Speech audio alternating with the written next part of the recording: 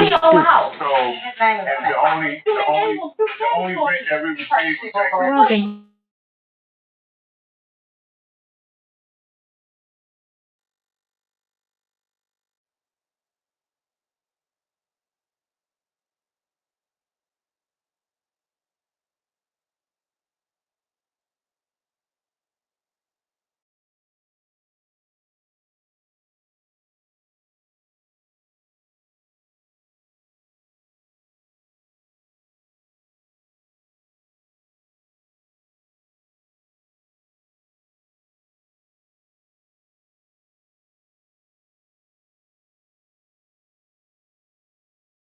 Here. Here. Here. Yeah. Yeah. Yeah.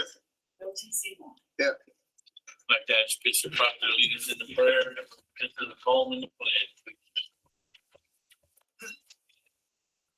Our Father, we come at this hour giving you thanks for the blessings that you granted to each of us. Thank you for life, health, and strength. We ask blessings upon our schools in this parish, upon the administrators and students and teachers. We also pray for this board and the president and the superintendent and his cadre of workers. God, we're asking that you would give us guidance as we go through this meeting and help us to make good decisions that will impact our education system. We ask it in the name of the Father, the Son, and the Holy Spirit. Amen. Amen. I pledge allegiance to the flag of the United States of America and to the republic for which it stands, one nation, under God, indivisible, with liberty and justice for all. Thank you, Bishop. Thank you, Mr. Stone. Item 2.1, approve the minutes of October 3rd, 2022 regular session meeting and the minutes of the special session budget and finance committee and personnel, insurance, and curriculum committee meetings dated October 17, 2022. If there's no corrections to be made, so move. I have a motion by Mr. Lacombe. I'll second. Second by Ms. Atkinson. Any questions or comments from the audience? Questions or comments from the board? All those in favor signify by saying aye. Aye. All opposed, nay. Ayes have it, motion carried. Item 2.2, approve a resolution of support to LASS accountability proposal. Members of the board, this is a resolution that superintendents, school boards, different associations are asking their governing authorities to review and approve. And it deals with the state accountability system, school performance scores, how they're calculated for all schools, district performance scores, and the letter grades that accompany those scores. The state superintendent has been kicking around several different options for about the last year and a half on changes that they're proposing from the Department of Education at Bessie. There's been limited engagement at the local level with the state superintendent and his team of people. And what's being asked, it's complicated, but a very high level summary is what superintendents and other education stakeholders at the local level would like to see is a change from the 150-point grading system to a standard 100-point system that we are all accustomed to in the local school systems. What we're also asking to see is input in regards to how high schools are graded and make sure that high schools are getting credit for graduating students and that it shouldn't be it should be more equitable in regards to post-secondary attainment. Not every local school district, every local high school has the same opportunities to plug students in to community colleges or technical schools or universities.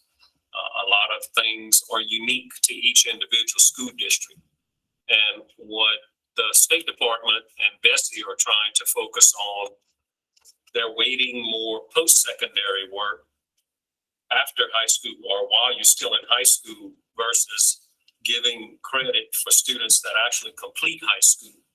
We're also asking that they look at assigning credit at the local level when a high school graduate goes into the military or seeks other post-secondary opportunities besides going to college and getting a 4-year degree. That's one of the big differences that a work group of superintendents across the state put together some recommendations to be considered by the state folks. They are pushing forward. There's a special meeting on November the 10th of Bessie to take a look at their proposal versus other proposals that are on the table in regards to how to change our letter grade system here in the state.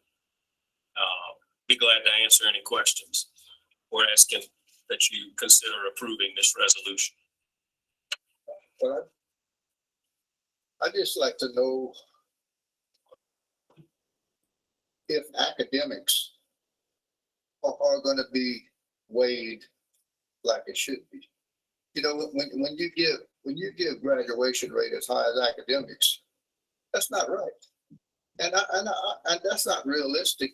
Telling you how good that school is because they graduate everybody, but their academics is real low. And I'd like to see them balancing that out a little more. And if you're talking about military stuff, you know, if Church Point, nobody goes in the military and Rain 10 to go, they're going to get points for that and score higher than Church Point on that area. They would get credit for the students pursuing something in their post-secondary. Schools have no when they leave. control over a lot of that stuff. Correct. And I'd hate to see the school punish for stuff that they have no control. I think the Bessie recommendations, Milton and the state superintendent's recommendation is to be a little more strict and not give credit for those type of things.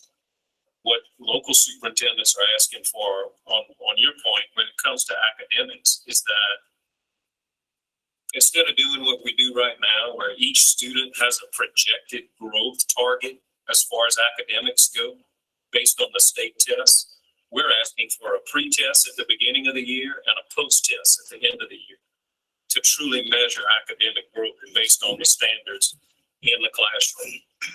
That's not happening right now. It's all value-added growth model that they're using, where each student is compared to students in their same grade and age across the state. And then there's projected target growth that a mathematical formula puts together. And the students and teachers are assessed along those lines. We would like to see, I think, all superintendents, most teachers and principals would be more in favor of a pre-test, post-test growth and see where kids end up in each subject. And I know it's going to never be perfect, but since this test came in years and years ago, I always said that numbers don't lie. The people behind the numbers fudge with them and play with them and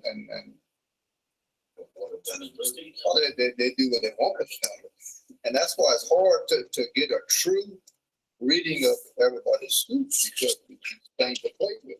The other part of what's being presented as possible consideration from the local groups is more of a focus on addressing special ed students and how they complete their educational program, which is very different in some cases than a traditional college-bound student. You know, there's certain levels of achievement that we have many special ed students that reach those levels of achievement, but in the system, in the accountability system, we'd like to see more weight given to all students that come into the door, because we don't have the ability to be selective in who comes and who doesn't.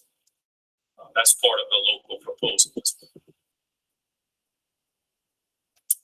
I make a motion to approve the resolution of the support to superintendent's accountability proposal. We have a motion by Ms. Higginbotham, second by Bishop Proctor. Questions or comments from the audience? More questions or comments from the board?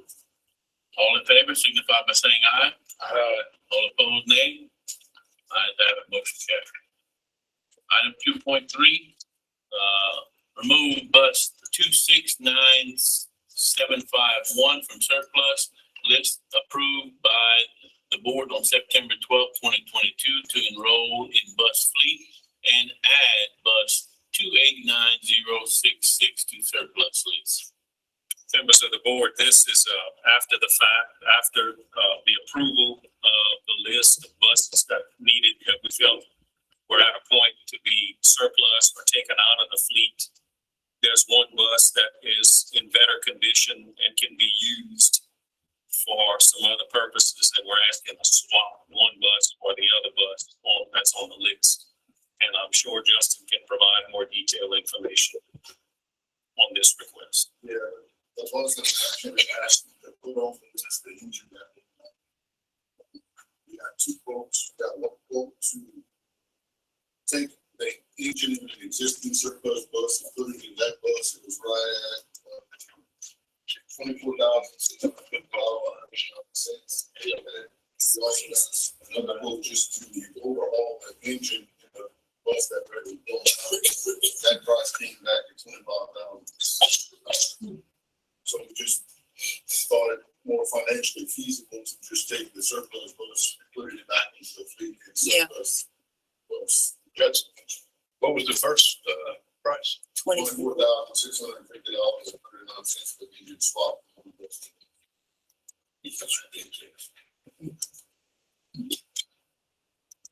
No motion. Have a motion by Mr. Jones, I second. second by Mr. Higginbotham. Question or comment? $5,000 better than 75. Yeah. Question or comment from the audience? Question or comment from the board? I do have a question. Yes. Are we gonna have a surplus sale before the end of the year? Probably not before the end of the calendar year, but sometime the plan is to have one before the end of the school year, the fiscal year. Okay, thank you. All those in favor signify by saying aye. All opposed, nay. Ayes have it, motion carried. Item 3.1, receive Head Start training, governors training. Members of the board. Ms. Latanya Evans is here, the director of Head Start. This is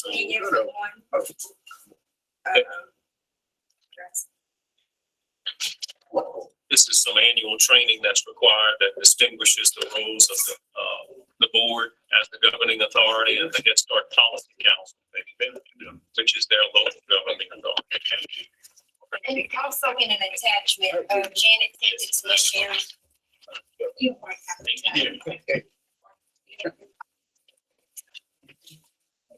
And we will be brief. And thank you guys for having us. So Head Start program governance. If you look at the table of contents, you see that it is composed of two parts, part 1 and part 2. Part 1 is program governance through the lens of the Head Start Act, and part 2 is program governance through the lens of the Head Start program performance standards. We move on to page 3. Page 3 actually begins the Head Start Act. Program governance. Upon receiving designation as a Head Start agency, the agency shall establish and maintain a formal structure for program governance, for the oversight of quality services for Head Start children and families, and for making decisions related to program design and implementation. Such structure shall include the following. So it's actually divided into 5 sections. Governing body divided into 5 sections. A, in general. B, composition. C, conflict of interest. D, exception. And D, responsibilities. So in general, the governing body should have legal and fiscal responsibility for the Head Start agency. The composition of the governing body shall be composed as follows. Not less than 1 member with expertise in fiscal management, background and expertise in early childhood education and development, licensed attorney, and the additional members shall reflect the community to be served, and they are selected for their expertise in education, business administration, or community affairs. Conflict of interest. The members of the governing body shall not have a financial conflict of interest with the agency, not receive compensation for serving on the governing body or for providing services, not be employed, nor shall members of their immediate family be employed by the Head Start agency. And D shows the exception. If an individual holds a position as a result of public election or political appointment, as such position carries with it a concurrent appointment to serve as a member of the Head Start agency governing body. And then on page 5, we have the responsibilities. The governing body shall have legal and fiscal responsibility, adopt practices that ensure active, independent, and informed governance of the Head Start agency, be responsible for ensuring compliance, and also be responsible for any other activity. That's a summary of program governance through the lens of the Head Start Act. And Tim is going to go over the program governance as it pertains to the Head Start program performance.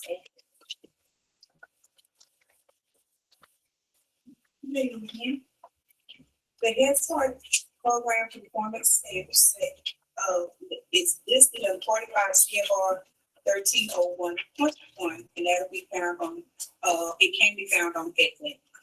An agency, as described in Part 1305, must establish and maintain a formal structure for program governance that includes a governing body, a policy council at the agency level, and a policy committee at the delegate level, as well as a parent committee. Governing bodies have a legal and fiscal responsibility to administer and oversee the agency's Head Start and early Head Start programs. Policy councils are responsible for the direction of the agency's Head Start and early Head Start programs. The composition of a governing body must be in accordance with the requirements as laid out in the Head Start Act.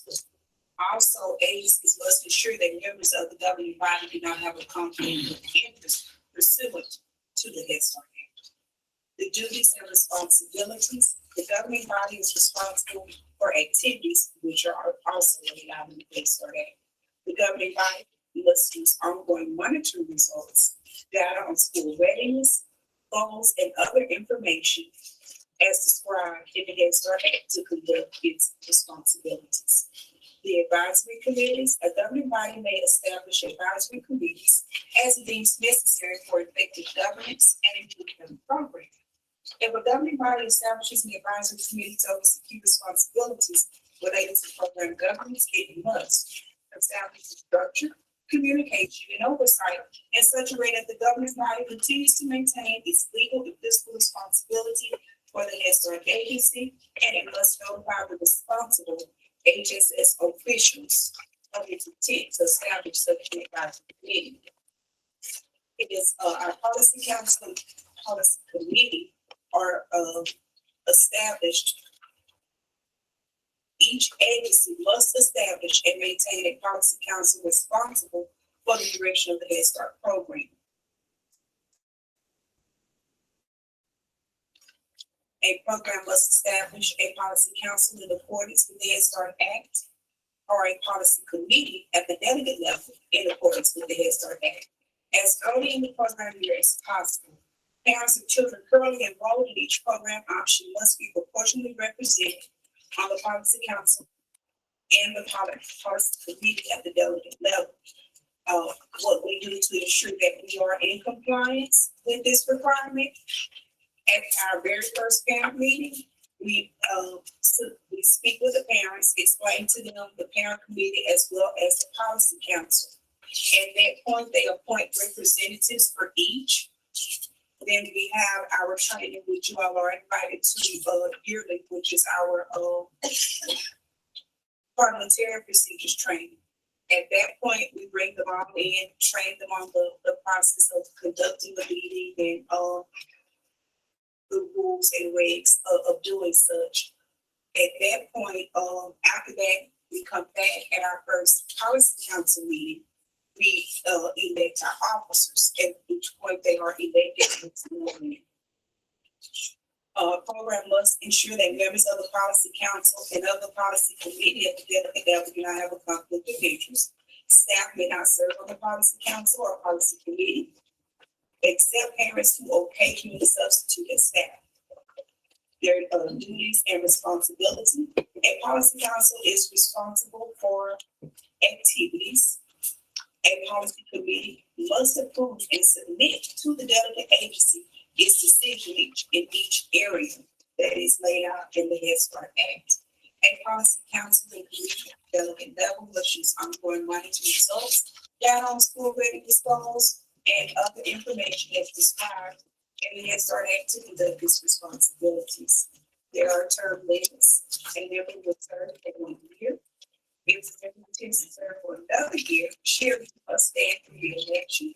The policy council and policy committee at the delegate level must include in its bylaws how many 1-year terms a person may serve, not to exceed 5 terms. A program must seek a successor policy council or policy committee at the delegate level before the existing policy council or policy committee at the delegate level may be dissolved. Which I just told you that we do that at that first policy council meeting. We elect new officers and then the old step down. A program must establish low income members must enable low income members to fully participate fully in their policy council or policy committee responsibilities by providing, if necessary, reimbursements for reasonable expenses incurred by the members. What we do as a program is that the parents that come to the policy council meetings are providing dinner and babysitting service. So if they are in attendance to the meeting, we have a staff member who sits and watches the children while we have the meeting and kind of serve the children during the meeting and the parents eat so that if they had to travel as they're coming from writing church for probably has to do it, they do dinner or something to get them back home and get them prepared for the night. In establishing parent committees, our program must establish a parent committee comprised exclusively of parents of currently enrolled children as early in the program year as possible, which I did explain that we are doing that at our very first parent meeting in August. When a program operates more than one option, parents may choose to have a separate committee for each option or combined memberships. Our program must ensure that parents of currently enrolled children understand the process for elections to the policy council or policy committee. Requirements of parent committees. Within parent committee structure, the program may determine the best method to engage families using strategies that are most effective in their community. As long as the program ensures the parent committee carries out its minimum responsibilities, which are to advise staff in developing and implementing local programs, policies, activities, and services to ensure that they're meeting the needs of the children and families, to have a process for communication with the policy council and policy committee, and within the guidelines of the policy council or policy committee, participate in the recruitment and screening of Head Start and further Head Start employees. Training. An agency must provide appropriate training and technical assistance or orientation to the governing body and the advisory committee members and the policy council, including training programs, performance standards, and training indicated in performance standard 1302.12 to ensure the members understand the information they receive and can effectively oversee and participate in the program. We go into our impasse procedures to facilitate meaningful consultation and collaboration about the needs of the governing body and the policy council. Each agency's governing body and policy council jointly must establish written procedures for resolving internal disputes between the governing board and the policy council in a timely manner that includes impasse procedures. These procedures must demonstrate that the governing body considers proposed decisions from the policy council and that the policy council considers proposed decisions from the governing body. If there's a disagreement, require the governing body and the policy council to notify the governing body why it does not accept the decision. Describing the decision-making process and the timeline to resolve disputes and reach decisions that are not arbitrary, capricious, or illegal. If the agency's decision-making process does not result in a resolution and it impacts continues to governing body, the policy council must select a mutually agreeable third-party mediator and participate in a formal process of mediation that leads to the resolution of the dispute. For all programs except American Indian and Alaskan Native programs, if no resolution is reached with a mediator, the governing body and policy council must select a mutually agreeable arbitrator whose decision in fact is final. That includes my report on this for program performance standards. Please for me. So in a nutshell, we have the Head Start Act and the Head Start Program Performance Standards, or what is set in place to ensure that we are adhering to all sections of the act. Thank you, well done. Thank you for being here tonight. Appreciate it. Good night. Good night. Other than I would like to say that I serve as the liaison person to Head Start program, and they do an excellent job. Policy council, and I attended the training, even Saturday that they had the training. So I went there, very thorough, well done. Thank you, ladies. Thank you. Thank you so much. Yes, Item 3.2, consider recommendation of the Budget and Finance Committee authorizing a survey title search and cooperative endeavor agreement with St. John the Baptist Chapel in Lions Point.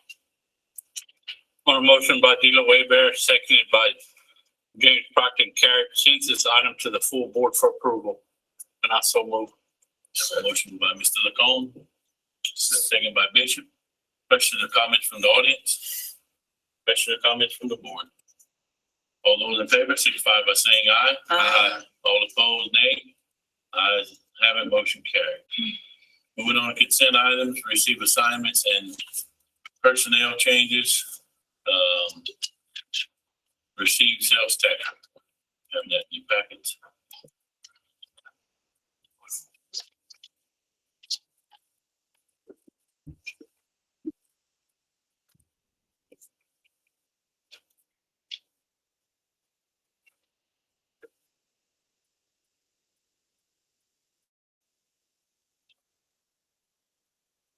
Move to adjourn. Mr. President, before we adjourn, Mr. Lacombe, food for thought for the board. Committee meeting, we get an update from DS Bus. I don't see why we should continue that. I mean, it serves no purpose. You know, that we hear every time there's 13 people that signed up, 5 showed up, 3 walked out, and it's basically the same thing, and we're still. And what set me off was at Evangeline. Twice in the last 2 weeks, we only have 2 buses. Neither bus ran. 2 weeks. No, in 2 weeks, 2 days, neither bus ran. And DS was notified since the beginning of school that these drivers were taking off these days and did not provide, not even one to run 1 bus. And that's just beyond my comprehension. You know, it's no use to let these people stand up there and tell us what they're going to do if they're not going to do anything. I was there for the second pickup when all the parents were lined up. And thank goodness Evangeline had it organized and did it well. And the parents were not really upset about it. But that should not happen. When you notify DS in August that you're going to be missing in the latter part of October, looked like they would make arrangement to have somebody to run a bus. And I just, we spinning our wheel business with these people talk that this time until they have something concrete to present to us.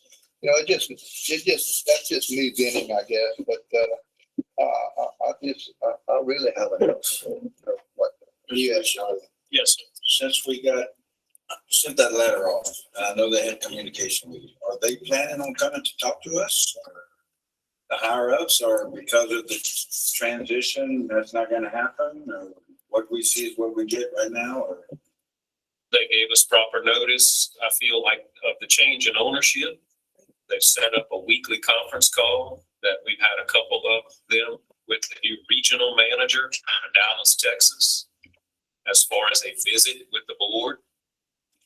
I don't foresee that in the future. However, we can definitely relay that message that No, same thing, be wasting my time if they just gonna sit there and tell us something and don't do it.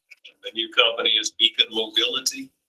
I don't know any more than what we sent y'all in the official correspondence. And I don't know when those changes are gonna take place. So have you, since you've talked to them and you've communicated and had Zooms, you feel better about the company personally? The do not run daily lists have gotten shorter. There are more regular routes being run. But I do agree with any board member, or any parent that would bring up, if somebody knew that we're not gonna be present well in advance, they should have lined up a substitute for the route. But overall, the number of routes that are not being run has been reduced. There are more regular of the 80 routes that are running. They are better as far as consistency, but it's still not where it needs to be. Now, or not are we, when are we gonna be brought up to date about what changes is gonna be made with this new company? We still don't know that. Don't know any final answers on that. I was told by the vice president the day we reported it out to y'all that there would be no major changes anytime soon, other than bringing on a regional manager to help assist Russell Lonklow, who's the state manager, and the local guy here in Acadia. Okay, thank you.